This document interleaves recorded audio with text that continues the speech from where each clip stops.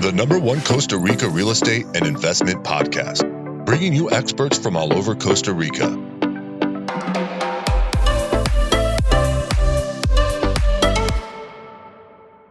Good morning and welcome to episode 116 of Costa Rica Real Estate and Investments Podcast with me, your host, Richard Bexon. Today, we're going to be talking with Jessica Luecke. She's a senior travel consultant for the NAMU Travel Group. She's been in Costa Rica for over 6 years. She lives up by the La Fortuna Arenal area and has traveled all over Costa Rica, as well as I actually helped her and her mum purchase a property in Pacifico back in 2020. So today, we're going to be talking to her about her experience and advice for people looking to invest and live in Costa Rica. Before we get started, I just want to give a big shout out to everybody that's reached out for us. I think a lot of you have found this podcast to be very useful. I really appreciate all the messages that you've been sending in. And a lot of you were actually ending up helping you and advising you or putting you in contact with someone that can help you. You know, our specialty is helping people invest here in Costa Rica. Everything from, buying a piece of land and project managing a build. We have 15 builds going on at the moment, to actually helping people just buy condos, homes here, understanding kind of what typical returns are, producing a financial model so that they can clearly understand, and a realistic financial model, as well as at the moment, a lot of you actually reaching out for me to help you kind of guide you in the purchase of a hotel. Or a variety of different vacation rentals here, kind of really helping you define that model. And some of you actually moving down here to Costa Rica to start a business. So remember, if you want to get in contact with us, you can info@investingcostarica.com. That's info@investingcostarica.com.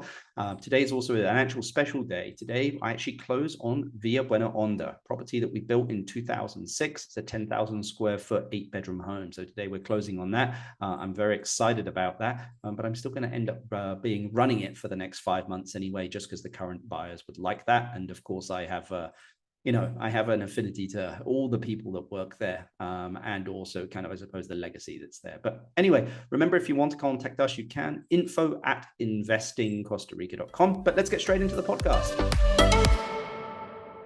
Good morning, Jessica. How are you doing? Hey, I'm good. How are you? Very, very good. I really appreciate you taking time on this Thursday morning here to jump on a podcast with me. Sure thing. Yeah, I actually just got into where I'm in Playas del Coco, so it's a nice, beautiful, sunny morning here. So I have no complaints on my end. I mean, I think the summer is coming. I can feel it here in the city. Here, the wind is starting to blow. It's a warm wind, but it's amazing that, November, December, actually some of the coldest months here. It's interesting, right? So I actually live, about 4 hours here from the beach, about 40 minutes further than La Fortuna, so closer to like mountains, volcanoes. And we actually get really nice weather, like September, October, November, as far as like clear skies and sun. So it's kind of nice that I can be there for some months and then here some months and kind of get to play around with the weather and the seasons there. I mean, that's the beauty of Costa Rica. I mean, it's tons of microclimates. If you want cold and mist and rain, you can get it. If you want sun, I always say to people, sometimes it's like, I get tired of the sun by the time like March, April. It's just been months and months of sun, of just like seeing cold clouds and rain sometimes is nice. Yeah, no, and it gets toasty here on the beaches. That's for sure. Definitely. Well, Jessica, it's always been my hypothesis, and I think I've mentioned a lot on this podcast, that tourism really kind of leads real estate in this country, just especially in more the coastal areas, because again, these condos, homes didn't just pop up. First tourism came, people said, I like this, and then decided, to either settle or to build a home there.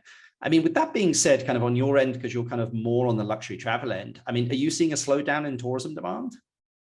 Yeah, I think that's a fair assumption, right? Just what you're saying about tourism and investment properties. I've lived here in Costa Rica full time now for 6 years and as a single female. And so I think the biggest thing about Costa Rica is that it's safe, Yep. For families, women, single women, men. I also don't, I'm not walking the beaches at 4 a.m. after a night of drinking, but, it's a safe country. And so I think that's super important too when it comes to investing or even, just coming down for a vacation and tourism too. But in regards to, where we're at with tourism, it's not slowing down. It's not. It's kind of, It's not. it's not, since I would even say, I felt like the rest of the world was still kind of heavy in the pandemic, but as soon as we opened our borders here, we got a pretty heavy influx, and it hasn't stopped. In fact, it's really interesting the way that hotels are now managing their reservations, and how it's something that we've never seen, in the history of tourism here in Costa Rica, just because they're having to manage their own inventory, Yeah. from a perspective of like, okay, how can we maximize our revenues, but also continue to give our guests this amazing experience? So it's really interesting to see all the changes in tourism, but slowing down, not anytime soon. Yeah, I mean, a lot of people are just concerned that, the world economic environment is going to impact real estate and pricing here in Costa Rica. But as I said to people, is in my experience over the past couple of months, it's not slowing down, and November is not, and December is not, my January, my February, my March is not. So the demand is there, for sure. So I don't see, I think if anybody's waiting here to purchase, timing the market, I mean, you may be waiting like 5 years to time that market, just because, again, it doesn't really impact Costa Rica that much, because a lot of people are cash buyers. So, it's a lot of people have cash, they don't know what to do with it at the moment. That's the thing. Right. Yeah, no, and I think, the time to buy, was maybe during COVID for those that were either here in the country still, or that could, or had took the risk of purchasing things at a good price, but, perhaps sight unseen. So Yeah. I think it's really interesting, and it's been, in the investment world, and property purchasing, I think has been super, and again, just everything with tourism, in the expat communities here have all been changing the last few years too, which is, I think, something that the country hasn't seen a lot of, or at least not at this level. And you might know more about that, but it's quite interesting. Yeah. Well, we'll get to, because I know that you guys purchased kind of just just post pandemic, so we'll get to that a little bit later. But I mean, what parts of the tourism market have you seen that have done very well post COVID? Yeah, that's a good question. I think it's interesting. So I own a home here in Coco, but I also have a home in near La Fortuna. And so something that I've realized is that there were a lot of like older locales, or like rental units, or like small strip malls, older restaurants that have kind of been around for forever. And the pandemic kind of cleared out the ones that perhaps weren't super successful, and it's kind of given like a refresh to a lot of like the smaller towns, whether it be beach towns, mountain towns, La Fortuna, and so it's kind of gotten newer restaurants, more modern, more kind of what people are looking for, more personalized experiences, rather than just like the people that were around for forever. And so that's been really nice to see, like smaller markets, different kinds of restaurants. It's also been really cool to see like local solas, or like typical Costa Rican food restaurants pop up kind of all over, not even just in, the like the tourist destinations, perhaps. In fact, I've got a funny story about that. One morning I was driving from La Fortuna here to Coco, and I normally stop at this restaurant, Cafe and Macadamia, and I know it on the lake. Yep, it's very nice. On the lake there, but they don't open till 8. And we had left my wow. house at oh man, I don't know, like 5 a.m. So we were driving through there at like 7:30, and they weren't open. So I was like, oh man, bummer. And so the next place that I saw driving it's called Sola La Macha. And it's this really cute, there's like 4 tables. You have to park your car, walk across this hanging bridge. And there's no menu. And it's this super traditional tica woman. And she's like, okay, you guys want the typical breakfast? And she served it family style. And it was so cute. And I actually did a little video about it because it was such good food. The service was amazing. She cooked it with love, right? And her son was one of the cooks, and her aunt was the business owner, I suppose. And so it was this just really cute family owned restaurant. And I saw her about 6 months later, and she like was putting on an extension to her restaurant because she's like, we get full. And so, just with like, of course, there's a little bit of tourism that comes through there. She doesn't speak English, but it's a really just cool. I recommend it to all of my travelers. But she's like, they don't fit anymore. I have to, have to expand. And so it was really cool to just see like someone who maybe got like, 2 or 3 people coming through for breakfasts in the morning, and now she's having to expand because she's getting, 10, 15 groups or families coming through. And so it's just really cool to see what people are looking for in regards to experiences or personalized service, or certain types of food and things like that, seeing those kind of explode over the post-pandemic time has been really cool. Yeah, I think that's the beauty of Costa Rica. I mean, this really is a country of small businesses. And some people that move down here or thinking about moving, like, well, what am I going to do for a business? And as I always say to them, there's that famous Costa Rican saying, "Hay plata en el calle." There is money in the street. Like, you just need to know how to pick it up. So, I think if you spend enough time, I was chatting with someone the other day, whereas it's like, look, you're going to spend enough time. Like, there are areas in Costa Rica that are growing, and these ancillary services are not there yet. Like storage, dry cleaning, toy shops, all these kind of things that are so random. But like, you just need to think about, what do I have at home that I wish that I would have here, and do that. Right. Yeah. And it's interesting because, I kind of have what I feel like is the best of both worlds. And as I've mentioned, I have a, home kind of more in like rural, because the town is Ciudad Quesada. I don't live in La Fortuna. So I kind of get that super traditional, like there's restaurants that still cook a la leña, like wood fire grills, very traditional experiences there. But then I also get like the accommodations perhaps that I'd miss from being in the States here in El Coco, right? So we have automercados. So if I want to go get some Cheetos, I could find those here, or whatever it may be, right? So, and it's a small country, right? So you can really, do and see and have so many experiences just by driving, 3-4 hours. Definitely. I mean, a lot of people at the moment are looking to kind of start a hotel or buy an existing one, build a kind of hotel or B&B. I mean, if it was you, where would you do it in Costa Rica, and why? I think actually you and I have talked about this before. I think honestly, so I don't know if you actually know this, but I manage 2 Airbnbs, perhaps 3 soon.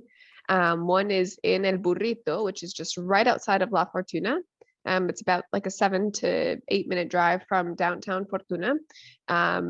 It was my boyfriend's aunt's house. They moved out and it was kind of abandoned. So we stuck some money into it. And now it's 2 floors, 2 bedrooms, ensuite bathrooms. So we have that one, but there's so much property in La Fortuna that has, close to the waterfall, beautiful volcano views, 5-minute drive, 10-minute drive from hot springs. And funny if I had say somebody, that, Jessica, funny you say that. I'm actually doing due diligence on a very large property up there at the moment. What? Yeah. We actually were looking during the pandemic.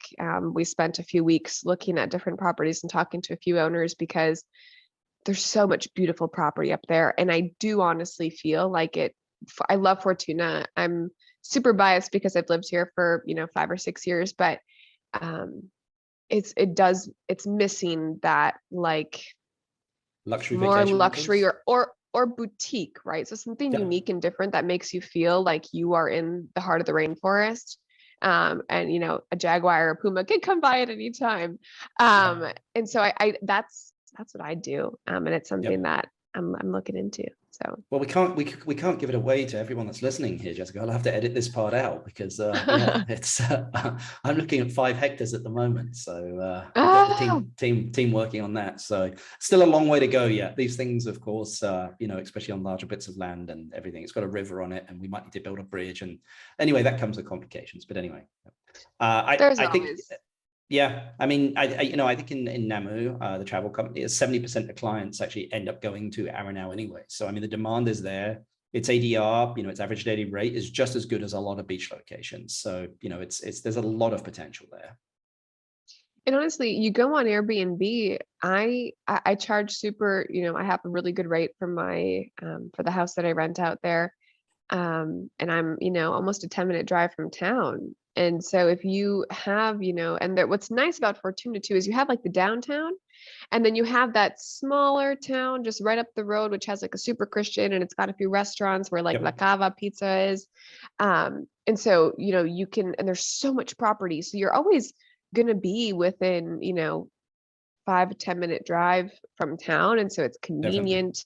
And I do think that Fortuna is missing affordable, because there are some hotels that have super beautiful villas, which are, $5,000-$6,000 a night. But, boutique, perhaps luxury, very rainforest style accommodations in La Fortuna, I think, is something that it's missing. I agree.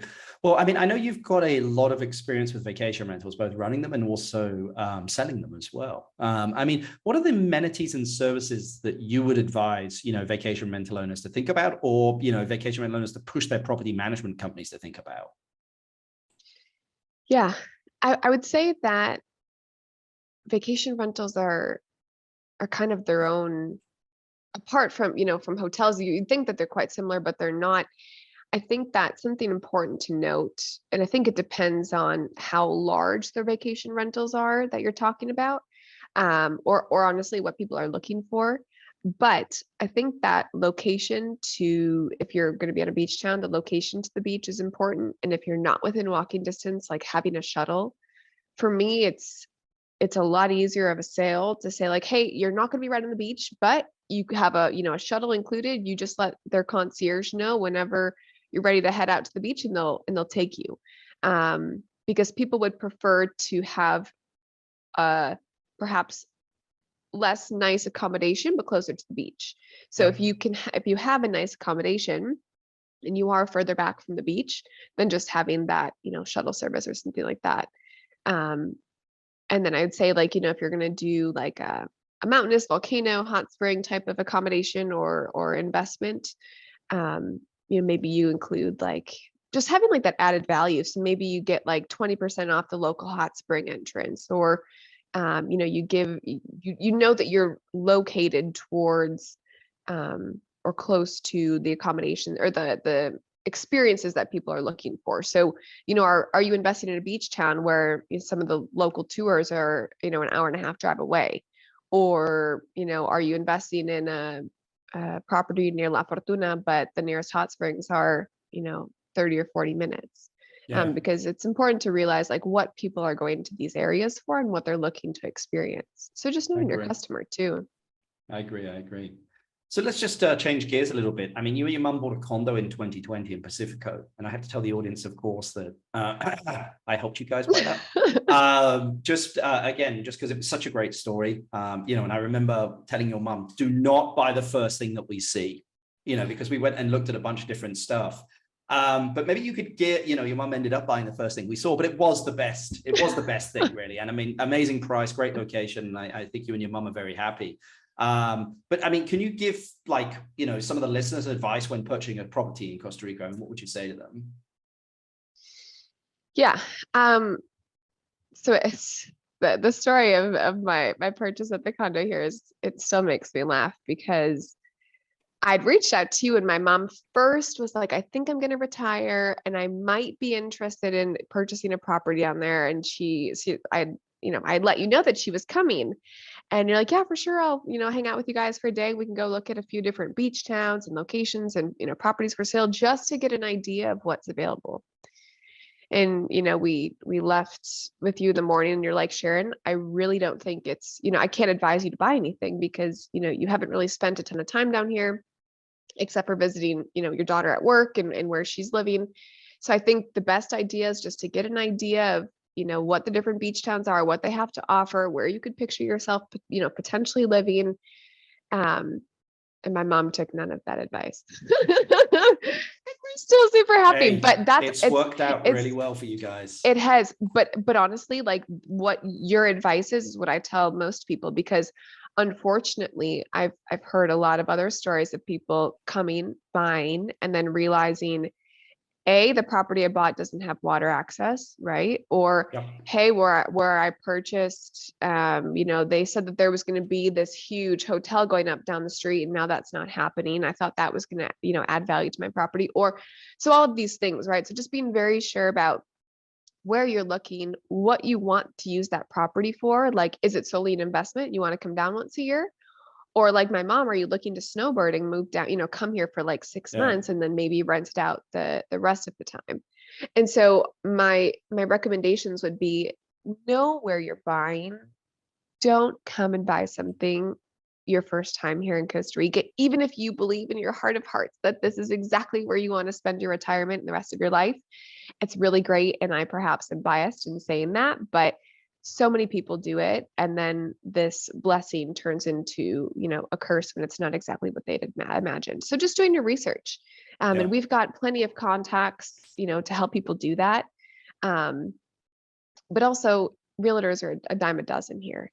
And so, working with someone that genuinely has your best interest in mind, this sounds like a plug for you, but honestly, like working with someone that doesn't just want to sell you whatever they have, on the market. Yeah. Well, I mean, as you know, it's just important for me to just make sure somebody's doing the, the right thing. And, I say to people, look, I'm a pain in the butt, because if you tell me something and I don't think it's right for you, I'm just going to keep at that until you be like, Rich, shut up, I'm doing this. And I'm like, okay, I just need to say my piece, if you know what I mean. So, and that comes from everything from, whenever we're developing larger properties here to, just buying something small or doing anything. So, there's a lot that you don't understand about Costa Rica, the culture, and kind of acclimatizing to that can take a while sometimes. So, you just need to be aware of that. And, and I say sometimes try it before you buy sometimes. Costa Rica is easy to get into. If you don't buy the right thing, it's not that easy to get out of, unfortunately. Right. And I think having someone in your corner, right? Like trusting the other person, especially when you're not physically here in Costa Rica, like my mom having to do everything, I was 4 hours away, but she was in the States, like during our closing and the inspection, and, so the legal documents were in Spanish. So who is here to help her? That's not just trying to make a quick sale, that genuinely has your best interest at mind. So I think honestly, for me, you might pay a bit more, right? Like up front, but you're going to get a better experience, in the long run. Yeah, you should say to people, look, typically when I'm negotiating the price, I'll make it back for you tenfold anyway, so don't worry.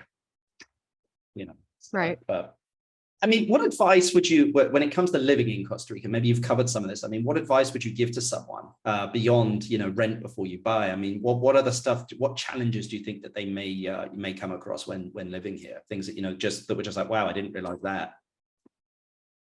Yeah. I mean, things aren't convenient here.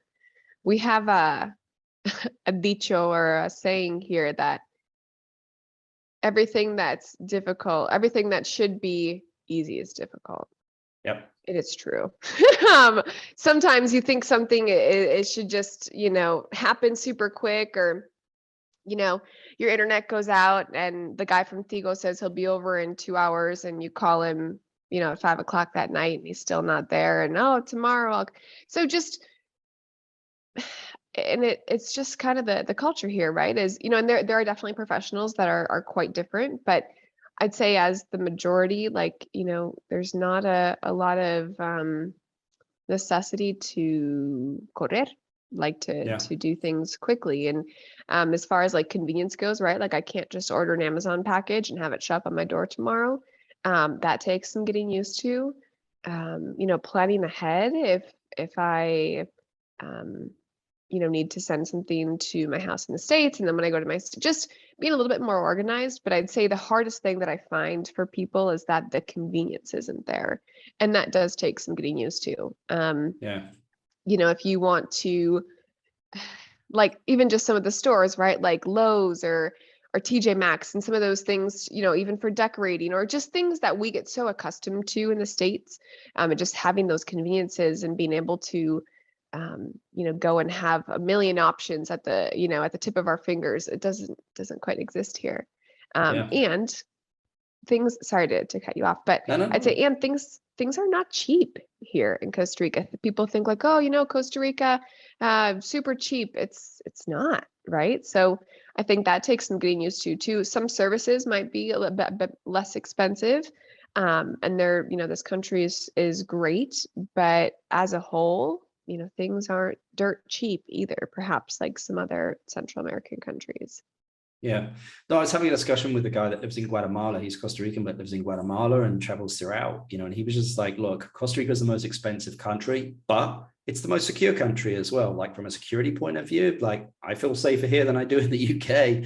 I mean, nothing really happens here. That's the great thing about it. I mean, I think that people just need to understand is like everyone lives in the present here. Nobody's really thinking about tomorrow, which is what a lot of people love about it. But I always say we pay for the weather. Yeah. That's the premium. And I think too, like being an immigrant or an expat or whatever you want to call us and purchasing a property in another country is, let's be honest, terrifying. And so Yep. knowing that like if I purchase a property here in Costa Rica, I actually just closed on like a acre and a half, almost 2 acres of land like a month ago. And just like making sure that like no one can take this away from me because, Yeah. there are areas of other Central American countries where like you buy something and in 10 years, the government's like, actually, that's ours. Thank you. Yep. And so that doesn't happen here. And so, Yeah. not even just security of like, your physical security, but the security of your investment. Yeah, I agree. And so that is a huge peace of mind for anyone investing here too. Well, Jessica, my last question to you, which I love to ask everyone, if you inherited $500,000 and had to invest in a business or real estate in Costa Rica, what would you invest it in and why? That's a good one. You can do 2 things with it, of course. You can split it in half. You can chop it up into bits. Yeah. I would absolutely do some sort of property in La Fortuna. I think that there's just such a need there. Whether it be, buying a larger property and doing several different like bungalows or A-frames Don't or, give the game. some. Don't give the game away, Jessica. I'm sorry. I'm joking. Hey, but thinking about doing it and true. doing it are 2 completely different things. Right. But I think that that's a real need. And I think that I see it most too, because I live there and I lived in Fortuna for, a few years. And I think it really depends, right? Like me personally, the property I just bought butts up against the Juan Castro Blanco National Park. And so, right, I have like, for me, it's like true peace and quiet. Since it's Serviumbre Agrícola, all of the lots there have to be, a certain size. And so I'll never have like direct neighbors. But for me, like I'd probably take half of that and, build my dream house there because I have, a 180-degree view of mountains, volcano, the town of Ciudad Quesada. And, I'd probably actually build 2 homes on that property, like one for, my family and then another for, guests or when my mom comes from the beach. But I think it really depends on, each person, right? Because if, when you're investing, are you investing it for, like income? Are you investing it because that's where you want to retire to? What do you think your return on investment is going to be? Because that's going to depend on where it might be. So me personally, I'd probably, do 1 or 2 bungalows or something like that in La Fortuna with a beautiful volcano view close to probably the waterfall. And then I'd probably take the other half and do something for me. Awesome. Well, Jessica, it's been an absolute pleasure having you on the podcast. I'm going to put your description, your details in the description down below. I think anybody that's looking for, especially a custom designed luxury vacation to Costa Rica should definitely reach out to you because I know that you're very, very good at what you do, and that's an understatement. But really appreciate you taking the time to come on the podcast and chat with us. Yeah, if anyone wants to reach out, happy to help you out. I think that just understanding what people are looking for, whether it be investments in real estate or, even just coming to experience the country, what are you all looking to do, see to experience? And we can help you customize something or a package, from there. So thanks for having me and let's keep in touch. Sounds great, Jessica. You have a great day. You too. I hope you enjoyed that podcast there with Jessica. I promise it was not a plug for my services, just that she's been has a visibility into Costa Rica, which I think is very unique as well, having worked in the luxury travel side, having, property managing, owning properties, as well as investing in a beach property with her mum there as well. So remember, all of her contact details are in the description. If anyone wants to reach out to us, they can info@investingcostarica.com. That's investingcostarica.com. If you've enjoyed this podcast, please pass the pod, share the pod, guys.